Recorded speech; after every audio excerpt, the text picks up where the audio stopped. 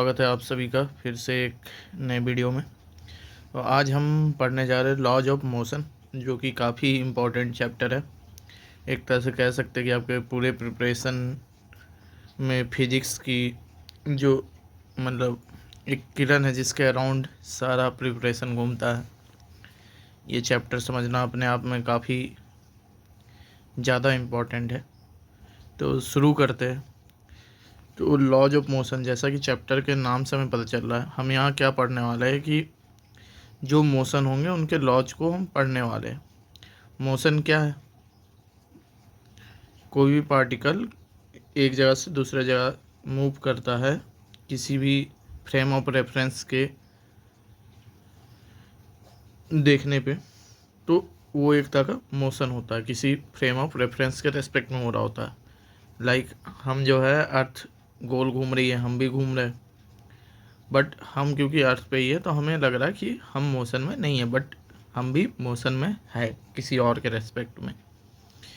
But हम अर्थ के ही respect में सारी चीज़ें जनरली स्टडी करेंगे, सिचुएशन क्वेश्चन में दी होगी। बट बेसिक सवाल आता है कि जैसे कोई चीज़ पड़ी हुई है यहाँ पे, सपोज एक टेबल पे एक बुक रखी है, तो इसको मूव करने के लिए हमें क्या करना होगा? हमें इस पे को धक्का देना होगा।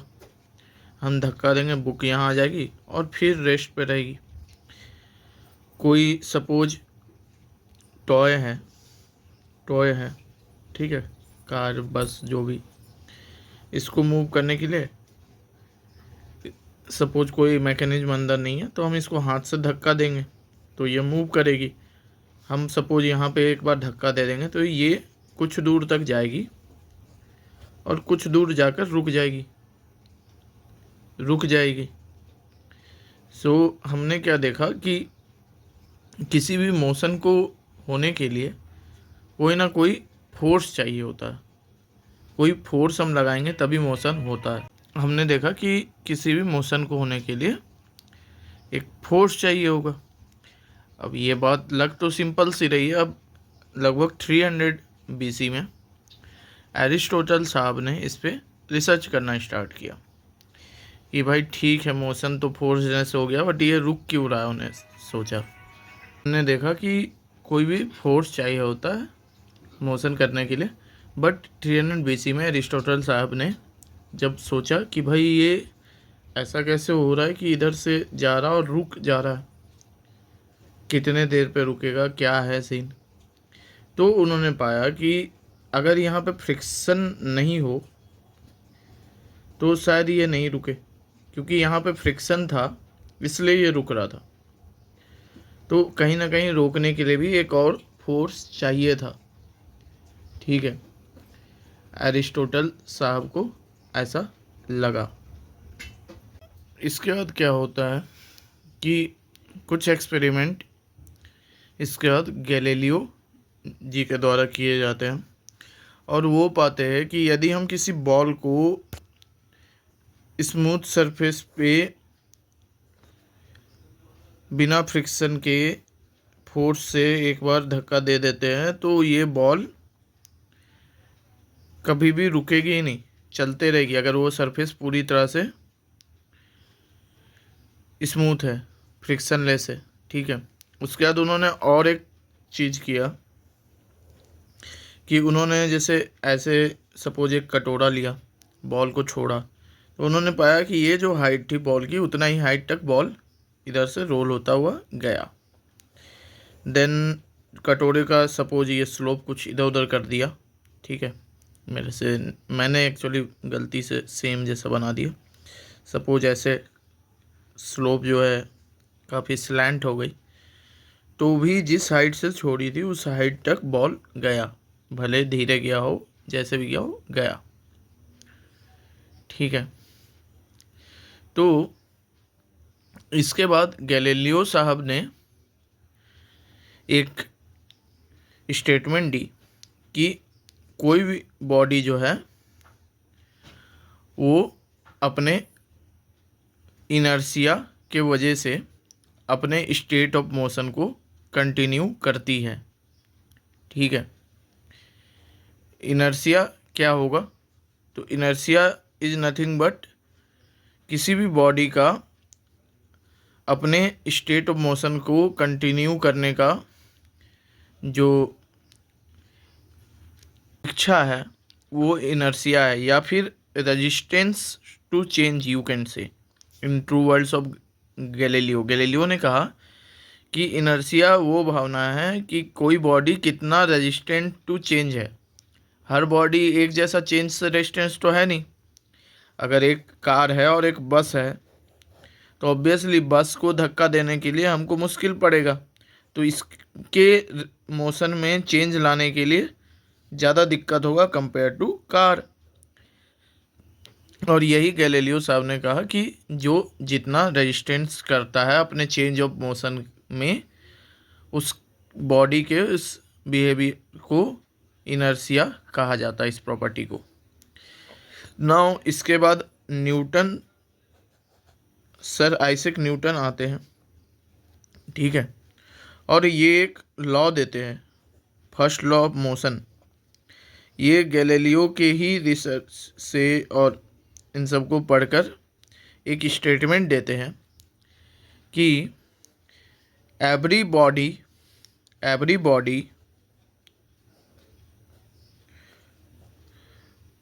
continues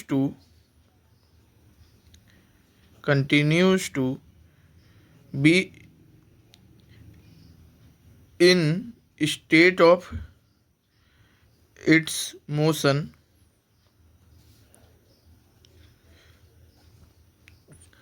unless any external force is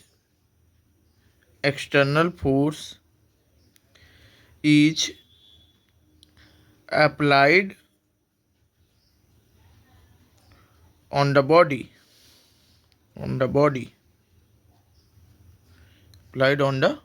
every body continues to be in state of its motion unless any external force is applied on the body। जब तक किसी बॉडी पे बाहरी फोर्स नहीं होगा तब तक वो अपने स्टेट ऑफ मोशन में रहेगा। अब स्टेट ऑफ मोशन क्या है? What is state of motion? तो कोई अगर रेस्ट पे तो वो रेस्ट पे ही रहेगा, और कोई चल रहा है तो चलता ही रहेगा। जिस स्पीड से चल रहा है उसी स्पीड से चलता रहेगा, जैसा मोशन था वैसा ही रहेगा, कोई एक्सेलेरेशन नहीं, कुछ नहीं, रुकेगा ही नहीं, चलता रहेगा जब तक कि एक्सटर्नल फोर्स उस पर एक्ट ना करे। और इंटरेस्टिंग बात है कि एक्सटर्नल फोर्स, ठीक है, इंटरनल फोर्स से मतलब नहीं है बॉडी के अंदर न्यूट्रॉन, प्रोटॉन, इलेक्ट्रॉन पे जो भी हो रहा हो, एक्सटर्नल फोर्स नहीं होना चाहिए, ठीक है। और हम ऐसे भी कह सकते हैं फर्स्ट लॉ ऑफ मोशन को कि यदि नेट एक्सटर्नल फोर्स जीरो होगा, नेट एक्सटर्नल फोर्स बराबर जीरो होगा, तो नेट एक्सेलरेशन फोर्स जीरो होगा, तो एक्सेलरेशन बॉडी का जो है वो भी जीरो ही होगा। ओके, तो ये है न्यूटन का फर्स्ट लॉ ऑफ मोशन। इसको हम डे टू डे लाइफ में किधर एनकाउंटर करते हैं देखते हैं। तो जैसे हम किसी बस में जा रहे होते हैं, आपने शायद ये सब 9th क्लास में भी पढ़ा होगा। बस में जा रहे होते हैं, बस इधर जा रही है, सडनली ब्रेक लगता है, तो हम ऐसे अगर खड़े होते हैं तो हमारा बॉडी ऐसे टिल्ट हो जाता है। सर क्यों टिल्ट हो जाता है? क्योंकि बस इधर जा रही थी, हम बस में थे, हम भी इधर जा रहे थे, सडनली बस रुक गई, उस पर तो एक्सटर्नल फोर्स लगा, हमारा पैर बस के साथ था यहीं रह गया, बट हमारा जो सिर है वो आगे जाना चाहता है, अपने मोशन को कंटिन्यू करना चाहता है, इस पर कोई एक्सटर्नल फोर्स सडनली लग के से रोक नहीं रहा है, तो ये अपने स्टेट ऑफ मोशन को कंटिन्यू करता है, जिस वजह से ये आगे जाता है। ऐसे ये पोर्शन, तो ये ऐसे झुक जाता है, ठीक है। इसी तरह से जब हम बैठे सीट पे या खड़े ही है सपोज, और बस रुकी हुई है और सडनली चलना स्टार्ट करेगी, तो हमारा पैर तो आगे जाएगा और बॉडी क्योंकि रुकी थी तो ये चाहेगी पीछे रहना, तो ये पीछे की तरफ ऐसे होगा, ठीक है, तो ये काफ़ी प्रैक्टिकल एग्जांपल है जहाँ पे हम न्यूटन के फर्स्ट लॉ ऑफ मोशन को सेंस कर सकते हैं कि हर बॉडी अपने स्टेट ऑफ मोशन में रहने की कोशिश करती है। अब एक चीज़ है कि जिसकी जितनी मास होगी वो उतना ज़्यादा रजिस्ट करेगा चेंज को। अब देख लो, कोई भी भारी चीज़ को मूव करने पे हमें ज़्यादा फोर्स लगता है, तो इनर्शिया इज मतलब जो है वो मास से डायरेक्टली प्रोपोर्शनल है। Inertia is directly proportional to mass, जिसकी जितनी मास उसमें उतना इनर्शिया। ठीक है, लॉ से हमें ये तो पता चल गया कि बॉडी कैसे मूव करती है, क्यों मूव करती है, मोशन में कब आती है, नहीं आती है। बट हमारा और एक कंसर्न है कि अगर सपोज हमें इस बॉडी को किसी पेस पे मूव करना है तो हम कितना फोर्स लगाए। अब ये चीज़ डिपेंड करेगी इसके इनर्शिया पे, जैसा हमने कहा कि सबकी इनर्शिया अलग अलग है। तो यानी हम ये कह सकते हैं कि जो भारी सामान होता है उसको धक्का मारना मुश्किल है। That means force needed is directly proportional to mass, ये कह सकते हैं। दूसरा चीज़ क्या है कि सपोज एक क्रिकेट की बॉल है, आती है, हम कैच करते हैं। ठीक है, पहली तो बात है कि इस बॉल की मास जितनी होगी उतना ज़्यादा हमारे हाथ पे चोट लगेगा। दूसरी बात है कितनी ज़ोर से फेंका गया। अगर तेज़ी में आ रही होगी और हम रोकेंगे ऑल ऑफ अ सडन तो हमें उतना ज़्यादा चोट लगेगा। यानी हमारे हाथ पे जो फोर्स लगा वो डायरेक्टली प्रोपोर्शनल था मास और वेलोसिटी के, इन दोनों से डायरेक्टली प्रोपोर्शनल था वो फोर्स, ऐसा कह सकते हैं हम। या इसका और एक एग्जांपल लेते हैं। एक बुलेट है, मास कम है, वेलोसिटी बॉल से काफ़ी ज़्यादा, हमारे हाथ में लगेगी, खून निकल आएगा, बॉल उतना पेनिट्रेट नहीं कर पाया। तो दैट मीन्स मास और वेलोसिटी दोनों चाहिए। ठीक है, मास भी बताती है कि फोर्स कितना लगाएगा कोई, और वेलोसिटी भी बताती है। तो फोर्स नीडेड या फिर force exerted by the body depends on mass and velocity.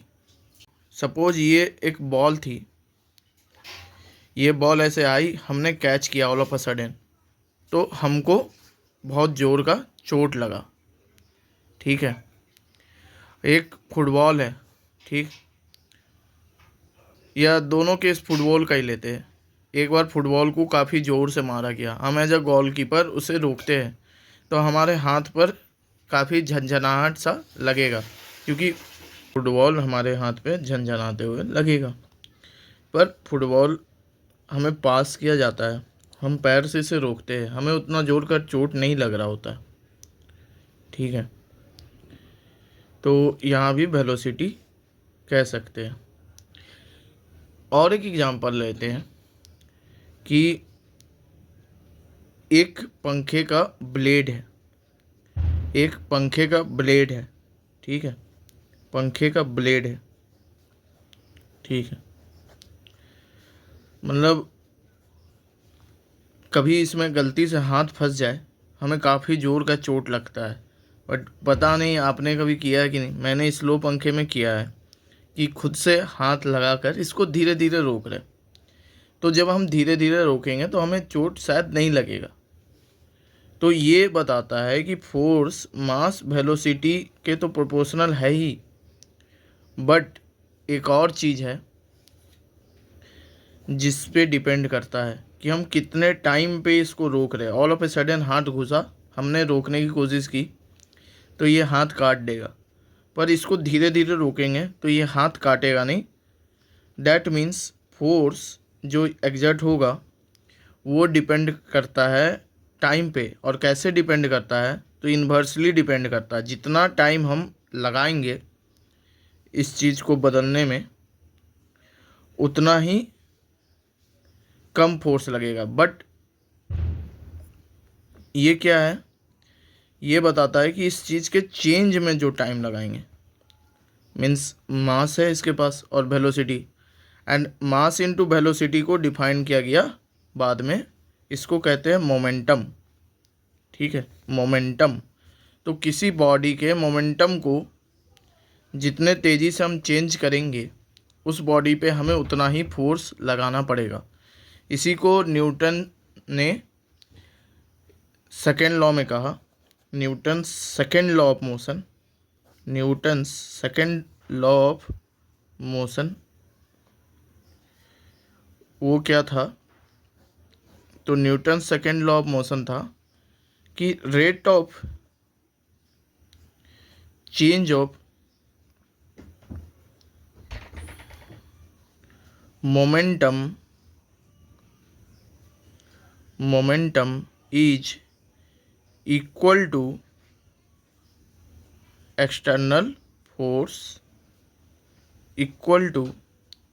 External force applied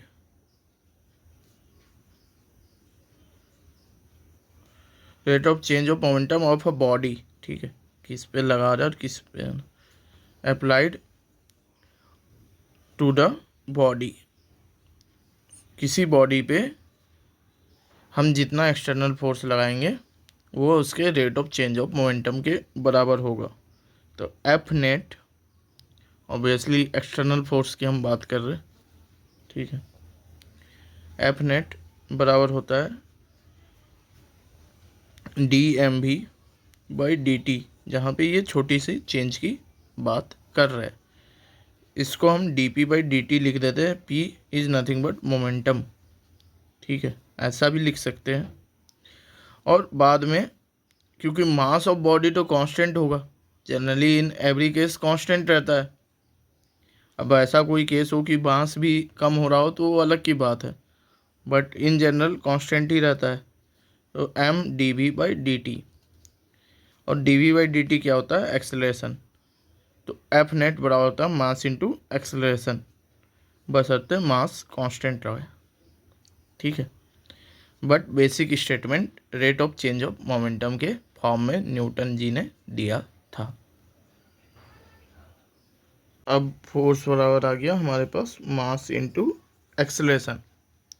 but क्या ये पूरे तरह से सही है लिखना? एक्सेलरेशन कैसी क्वांटिटी है? वेक्टर। फोर्स भी वेक्टर, सो डायरेक्शन मैटर्स। ठीक है, ये वेक्टर क्वांटिटीज है, किस डायरेक्शन में लगेगी ये मैटर करेगा। अब क्या है कि सपोज एक बॉडी है, इसको मैं यहाँ पंच कर दूँ, ठीक है, कोई भी चीज़ है, या खींच रहा हूँ, तो मैंने तो इस पॉइंट पे फोर्स लगाया। अब इसमें यहाँ पे फोर्स अलग होगा, यहाँ पे अलग होगा, यहाँ पे अलग होगा। लाइक मेरे ही हाथ पे बॉल कैच करते टाइम लगी तो एक झंझनाहट नसों में लगा, बट उसका इम्पैक्ट कितने दूर तक रहेगा कहना मुश्किल है। न कहाँ कितना फील होगा नहीं कह सकते। ठीक है, तो इस पूरे बॉडी में फोर्स सेम नहीं हो सकता। तो भाई हम कैसे स्टडी करें? तो हम एक एजम्पशन लेते हैं कि कोई सा भी बॉडी हो, उसको हम एक पॉइंट की तरह मानकर और तब उस पर फोर्स का स्टडी करते हैं। इसके लिए हम एवरेज फोर्स लेंगे जो पूरे बॉडी के एवरेज लग रहा होगा। इंटरनल फोर्सेस को हटा देते हैं, इस बॉडी को एक पॉइंट मानकर इस पे लगने वाले फोर्स को हम स्टडी करते हैं। ठीक है, तो इसीलिए पॉइंट लेना है किसी भी ऑब्जेक्ट को कभी भी हम जब उस पे लगने वाला फोर्स स्टडी करेंगे। और ये चीज़ हमेशा किसी भी इंस्टेंट पे बदलते रहेगी।